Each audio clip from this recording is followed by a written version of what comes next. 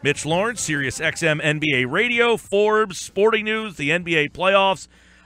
Really, you could sum it up with one ankle, right, Mitch? I mean, yesterday, that's the defining factor in that game. I mean, you could say you got a 23-point lead, you got to hold on to it, but it looks like Kawhi's going to be out. You got a grumpy Pop.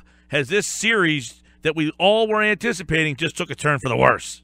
Oh, well, it took a turn for the worse as soon as Pachulia closed down on Kawhi Leonard. And, he had a bad ankle as it was because we saw what happened in the Houston series when he couldn't play at the end of Game 5 and he didn't play in Game 6. And then yesterday, that's an unfortunate thing. And Greg Popovich says there was, he did not call it dirty, but he said that definitely it was not an appropriate play and you can't leave with your foot. It's just one of these things where what are you going to do? Is the league now going to suspend Pachulia? I think that's obviously what Pop's intent is, to get him to they'll remove his center. And, could Golden State lose because of that? I doubt it. They're still rolling out with too much talent. The bottom line is the Spurs lost the player they can't lose in this series because now it's up to LaMarcus Aldridge to lead the way, and that's not going to happen. They don't have Tony Parker, so this is going to be a sweep unless, barring some miraculous overall play by the Spurs. You can't lose a Kawhi Leonard and survive this. Mitch Lawrence with us. So Leonard goes down at that point. What were some of the turn of events after that this could have been avoided? I mean, look, you got a 23-point lead. You're in the Western Conference Finals. You're not a one-man band. I mean, this isn't the 07 Cavs here. There were a zillion things. I mean, Popovich himself referenced that sequence where Curry hit the big three, where they had several three-point attempts on the same, when they were down at on the offensive end. They had, I think, three straight shots, and they couldn't get a defensive rebound, the Spurs. Spurs couldn't get a big defensive rebound in Miami one year. We've seen that before. So there were a lot of things. LaMarcus Aldridge had a wide-open three-pointer. I think could have tied the game late. But listen, when you're playing Golden State, the bottom line is you have to score. And when Kawhi Leonard goes out the game, the last 20 minutes, the Spurs scored like 33 points. And that's not good enough. You got outscored 58-33, couldn't make a shot, didn't have people step up. Their problem is that because Ginobili's old and just the roster makeup, Kawhi Leonard creates shots. Name me another guy in the Spurs who can really create shots in this day and age, and especially with Parker out. So it makes it even harder and harder, and that was reflected in their assist total. So basically, a lot of things went wrong. They couldn't do a lot of stuff at the offensive end. They couldn't get a big defensive rebound. No, they couldn't, Mitch Lawrence, and, you move forward from here. Even what you saw yesterday, let's say Leonard is healthy and playing. Did we have the makings of a 7-game series, or is that just Golden State kind of sleepy-eyed in Game 1? I mean, or do you think, regardless, that they run through this Spurs team, or do you think with Leonard it would have been a long, drawn-out series? No, I think with Leonard it would have been a 5-game series. I would give him a game. That game would have been the game yesterday. I still think that Golden State just has too much going for it. I mean, look, they put Curry out on the court. He's a 2-time reigning MVP. You got Durant. The only guy who isn't playing well in their core four is Klay Thompson. For some reason, he can't make a shot now.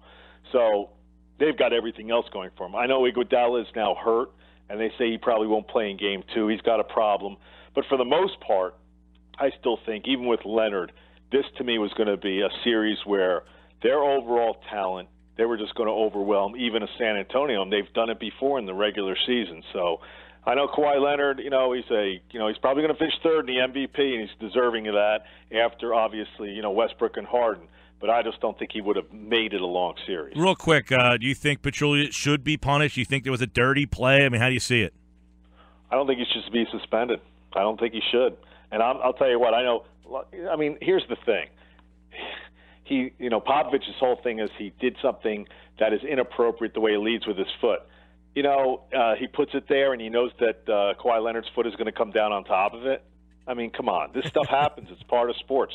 No, I don't think he should be suspended. I agree with you there, Mitch. Mitch Lawrence, Sirius XM, NBA Radio, Forbes, Sporting News, covers the NBA. By the way, let me interject one thing. Yeah, go for it.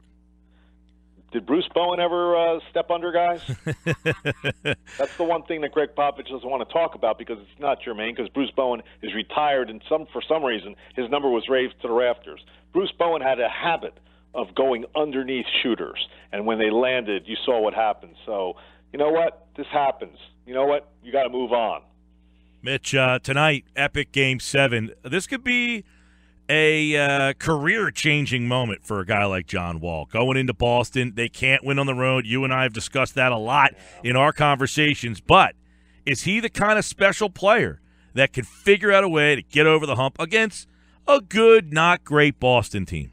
Well, for the Wizards' sake, you better be, because when they drafted him in 2010, he was the number one pick overall, first player taken in that draft. They felt, you know what, this guy could be a franchise type of player, maybe a difference maker, and that's what these things are all about. You know, players can do great things in the regular season, but where you make your bones and where you get your legacy is in the playoffs. And for John Wall, tonight is all about that. He's got to really do that for Washington, to show that Washington knew what they were doing when they made him number all in that draft. Now, I'm not telling them they should have taken Gordon Hayward or Paul George or, you know, Eric Bledsoe. Those guys went after him. You look at that draft, those are the next best players. But, yeah, this is a time for John Wall to show what he's all about. He's been in the league a bunch, many years now. He's gotten him to a second round a couple of times, but he needs to take control tonight and show everybody that he is an elite player. If he doesn't do it, then you have to kind of rethink what you think about John Wall in terms of where he can take the Washington team. So there's a ton of more pressure on him, even though Boston's got the home court and everything. There's much more pressure on John Wall to show what he can do in this situation than a guy like Isaiah Thomas. Yeah, because if they lose, where does Washington go from here to get better? That's becomes the problem for them. Is this a team that hit the ceiling? Is the seventh game of the semifinal round, is that their ceiling? No, it's not. Well, you have to figure what they're going to do is they're going to re-sign Otto Porter, who's going to make a ton of money. Now, is that a good move fiscally? I don't know about that. Has Otto Porter done anything to really light it up in this series? No. But you figure what they're going to do is they will go forward with John Wall and Bradley Beal, because this is still a good year for them to get to a Game 7 of the second round. They've only been in the second round a couple of times. In the East, the problem is that everybody's got a limited ceiling because they're compared to Cleveland. And obviously, to fall short here would not be good, because they want to see how they do against Cleveland in a playoff situation. But you would have to think they'll have to make other changes to their team around Wall and Beal. Won't be easy. They've given out some other contracts to guys, and they'll have to improve the supporting cast. But you can't give up on John Wall. You can't trade him. You're not going to trade Bradley Beal. You just have to hope for internal improvement as you progress with these guys. All right, give me your vision of tonight's game. You got Wall, you got Thomas, two guys who have been great, going mano-a-mano.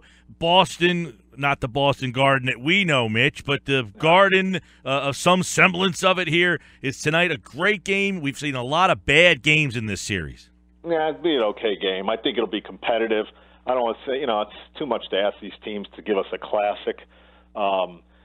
Look, Thomas hasn't been great in the game they lost the other night. Thomas was benched for offense-defense purposes down the stretch when Boston had a 5-point lead with 1:25 to go. They're up 87-82 and lost the game. And he didn't do anything. He had some rough moments where John Wall basically not only won the game with the three-point shot, but you got to remember he made some big defensive plays, and that really showed you something there. He gave you a signature closeout game in Atlanta. I think John Wall will have a good game tonight, maybe very good. I think he'll be the difference. As I said yesterday on Sirius Radio, I thought that this is a guy who's ready to take the next step and get his team to a conference finals. You know what you like to see, and you like to say that it's the best player in the Game 7, even in a hostile environment. No, it's not the old Boston Garden, but there's still a place that's going to be real rough for Washington to go in and win. I think John Wall can get it done tonight. I'm picking the Wizards. Who's LeBron rooting for?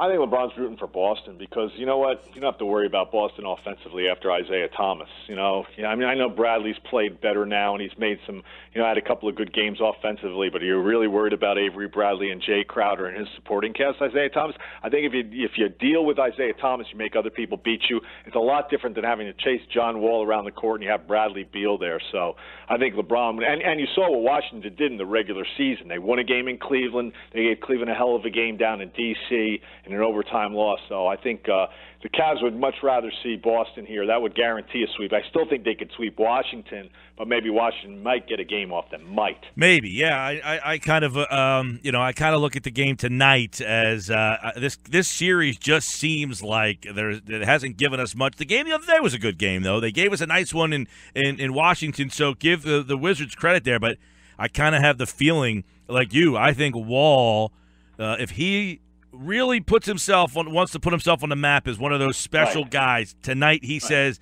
this is where I define myself. Take notice, everybody. And I think that happens. It's all about legacy for these players. You can talk all you want about regular season heroics and all-star games. You want to be an all-MVP, all-NBA player. You want to be an MVP candidate.